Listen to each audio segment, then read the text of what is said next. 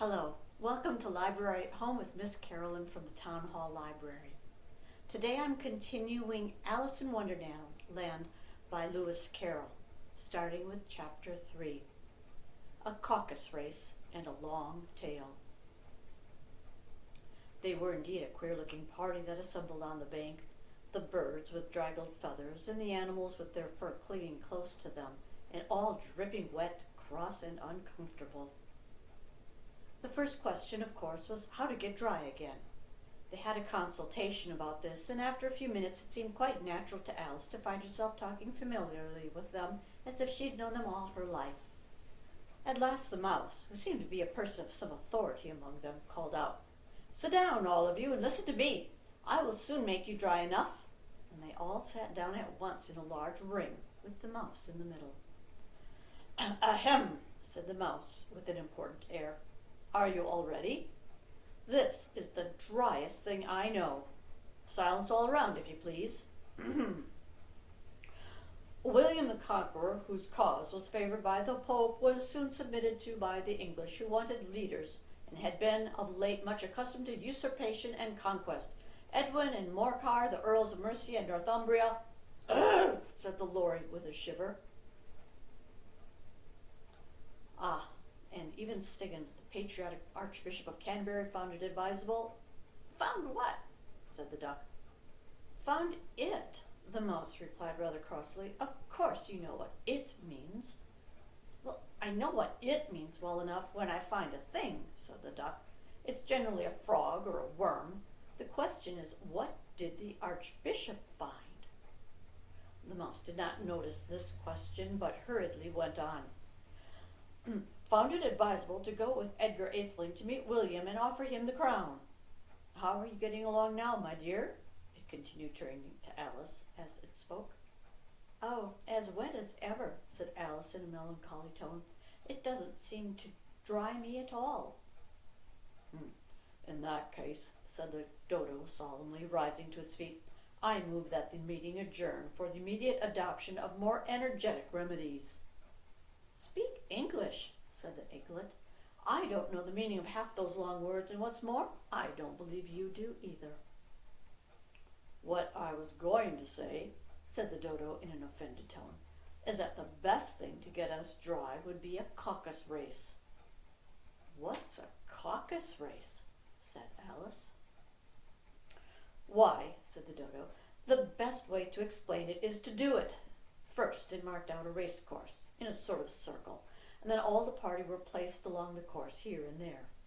There was no 1, 2, 3 and away, but they began running when they liked and left off when they liked, so that it was not easy to know when the race was over. However, when they had finished running half an hour or so, they were quite dry again, and the Dodo suddenly called out, 'The race is over!' and they all crowded round it, panting and asking, 'But who has won?' This question the Dodo could not answer without a great deal of thought. At last it said, 'Everybody has won, and all must have prizes.' 'But who is to give the prizes?' quite a chorus of voices asked.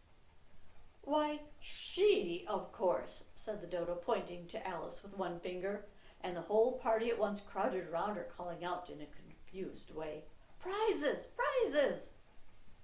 Alice had no idea what to do, and in despair she put her hand into her pocket and pulled out a box of comfits. Luckily, the salt water had not gotten into it, and handed them round as prizes.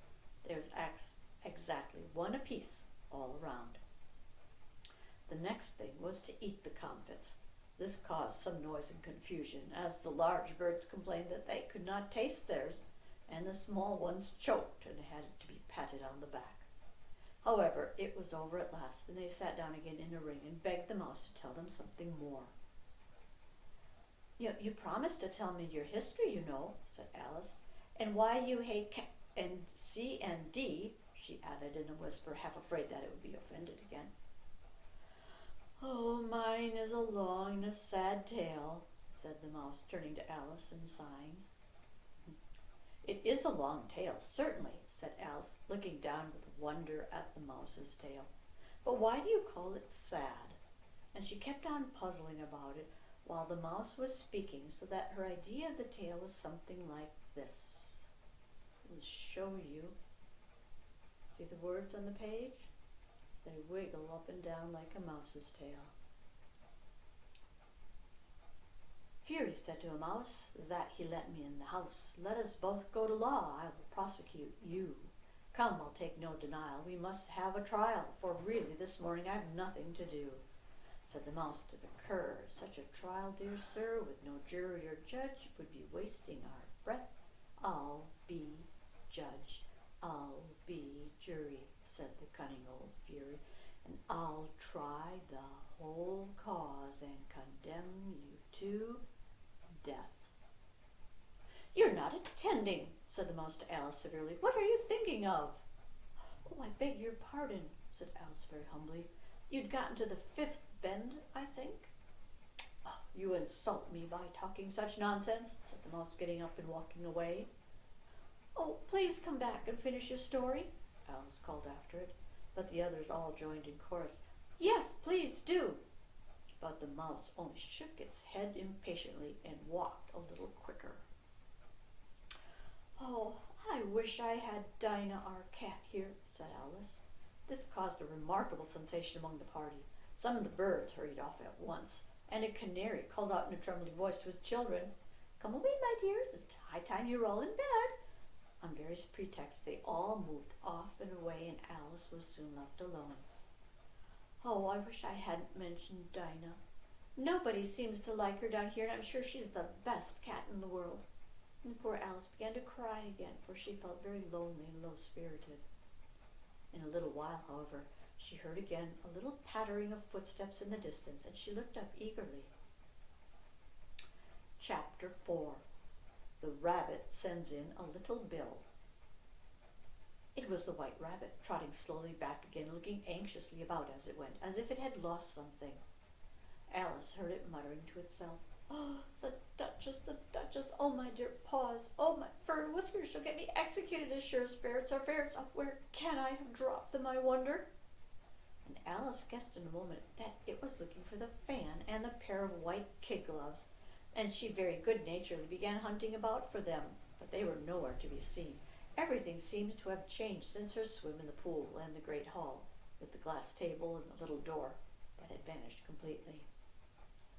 Very soon the rabbit noticed Alice and called to her in an angry tone, "Why, Mary Ann, what are you doing out here? Run home this moment and fetch me a pair of gloves and a fan, quick now."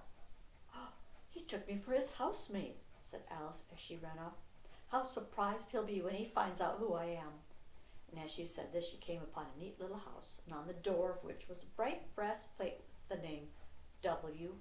Rabbit engraved upon it.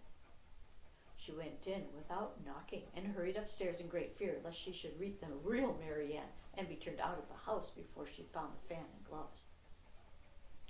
By this time Alice had found her way into a tidy little room with a table in the window, and on it a fan and 2 or 3 pair of tiny white kid gloves.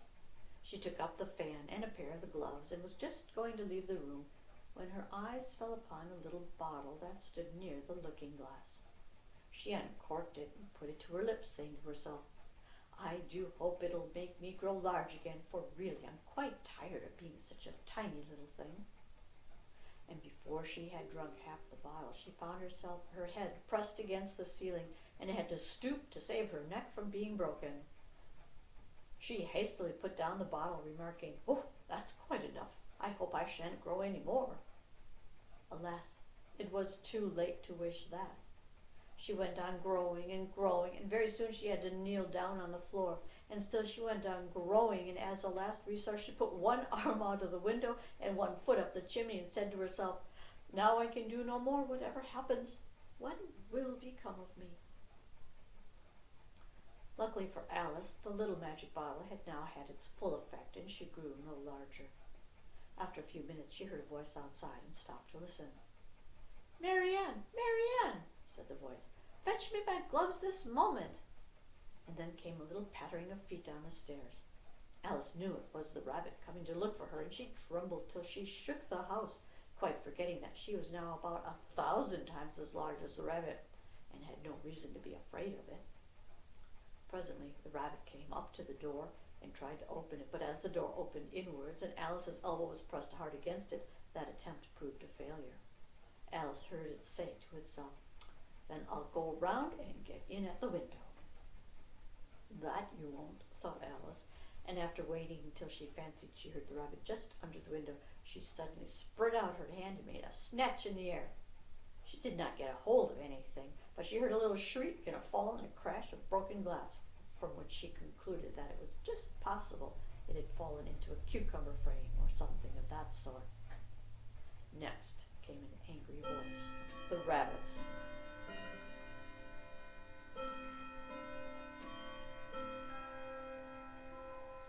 "Pat, Pat, where are you?" And then a voice she had never heard before. "Sure there, I'm here, digging for apples, Your Honor." "Here, come and help me out of this. Now tell me, Pat, what's that in the window?" "Sure, it's an arm, Your Honor." "Well, it's got no business there. At any rate, go and take it away." There was a long silence after this, and Alice could only hear whispers now and then. And at last she spread out her hand again and made another snatch in the air, and this time there were two little shrieks and more sounds of broken glass.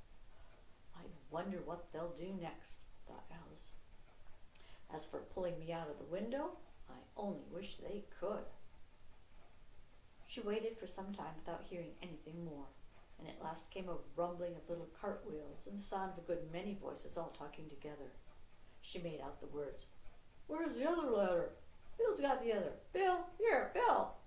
Will the roof bear? Who's to go down the chimney? Nay, I shan't. You do it. Here, Bill, the master says you gotta go down the chimney."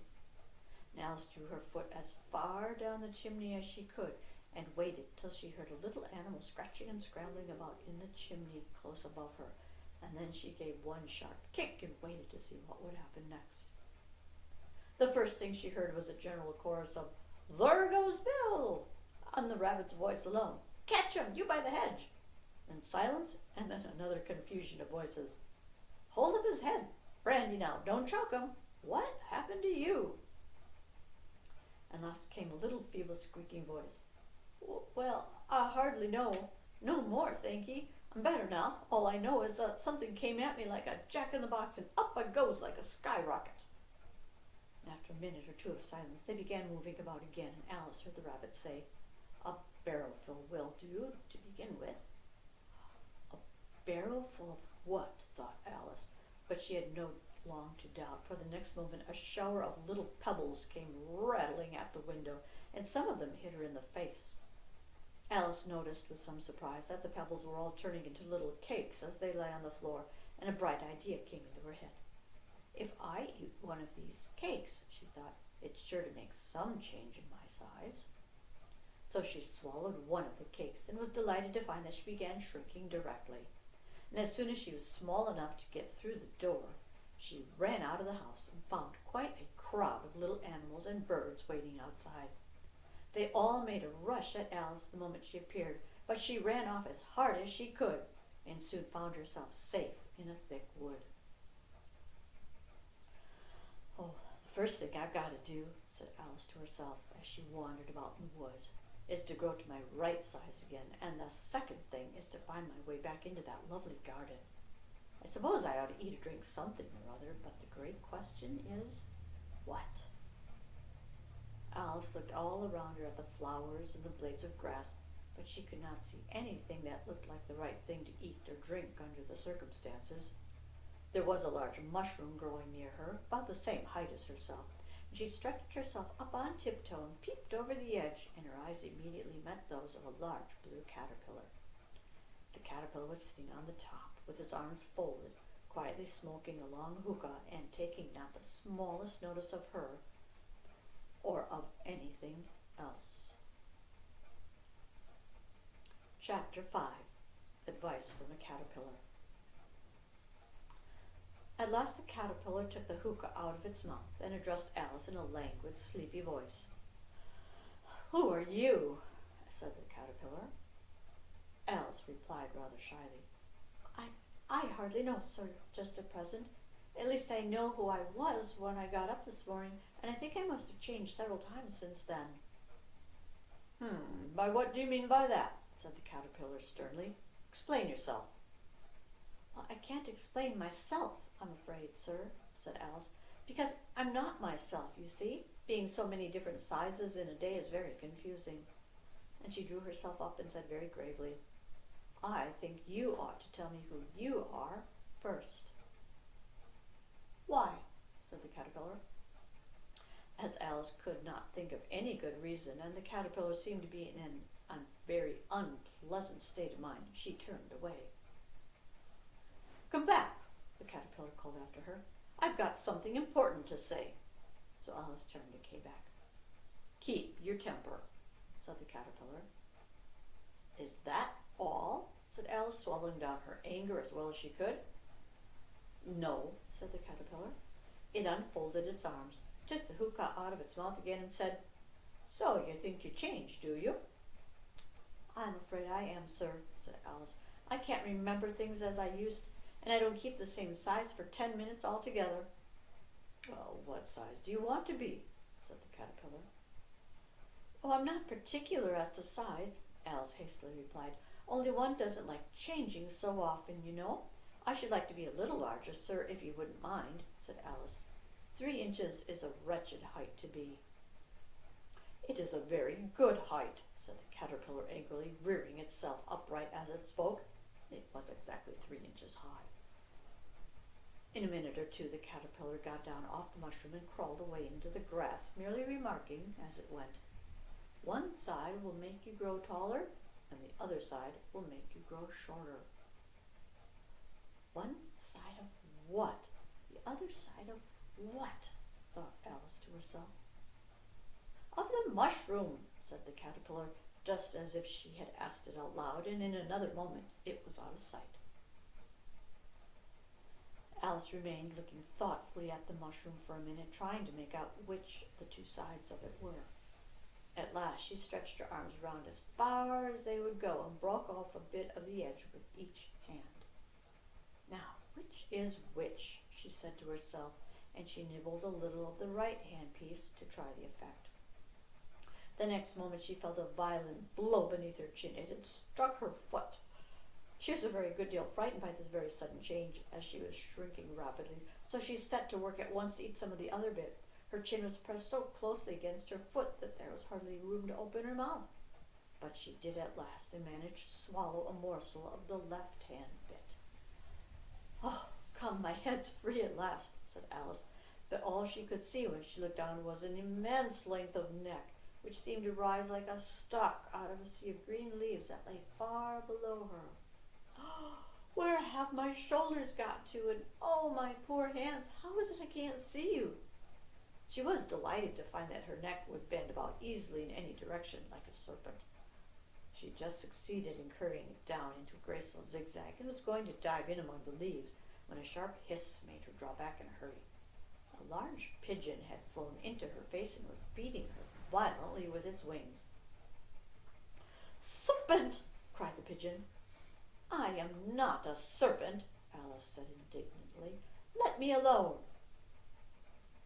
Oh, I've tried the roots of trees, I've tried banks, and I've tried hedges, the pigeon went on, but those serpents, there's no pleasing them. Alice was more and more puzzled. Well, it's as if it wasn't enough trouble hatching the eggs, said the pigeon, but I must sit on the lookout for serpents night and day, and just as I'd taken the highest tree in the wood, continued the pigeon, raising its voice to a shriek, and just as I was thinking I should be free of them at last, they must needs come wriggling down from the sky. Ugh, ugly serpent! But I'm not a serpent, I tell you, said Alice. I'm a little girl, she added rather doubtfully, as she remembered the number of changes she had gone through that day. You're looking for eggs, I know that well enough, said the pigeon. And what does it matter to me whether you're a little girl or a serpent? That matters a good deal to me, said Alice hastily. But I'm not looking for eggs, as it happens, and if I was, I shouldn't want yours. I don't like them raw. Well, be off then, said the pigeon in a sulky tone, as it settled down again into its nest. Alice crouched down among the trees as well as she could, for her neck kept getting entangled among the branches, and every now and then she had to stop and untwist it.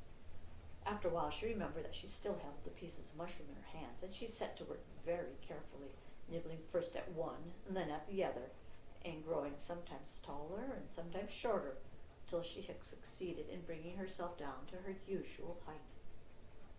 It was so long since she'd been anything near the right size that it felt quite strange at first. Well, the next thing is to get into that beautiful garden. How is that to be done, I wonder? And as she said this, she came suddenly upon an open place with a little house in front of it about 4 feet high. Whoever lives here, thought Alice. It'll never do to come upon them this size. Why, I should frighten them out of their wits. She did not venture to go near the house till she had brought herself down to about 9 inches high. And that is the end of chapter 5. Well, I look forward to seeing you again another day when we read chapter 6, Pig and Pepper. So goodbye now from Library at Home with Miss Carolyn from the Town Hall Library. See you soon.